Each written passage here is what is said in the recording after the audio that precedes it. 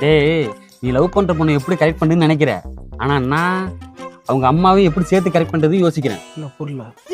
சம்பந்தம் பண்றதை பத்தி யோசிக்கணும்னு சொன்னேன்டா. உன் ஆளை தவிர இந்த உலகத்துல வேற எதுவுமே பிடிக்காதப்பா உனக்கு?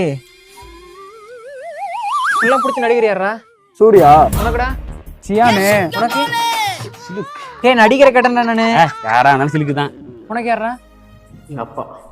நடிகரை கேட்டா உங்க அப்பான்னு சொல்ற நீ? எங்க அப்பாட மனசு எவ்வளவு கனமானது தெரியுமா?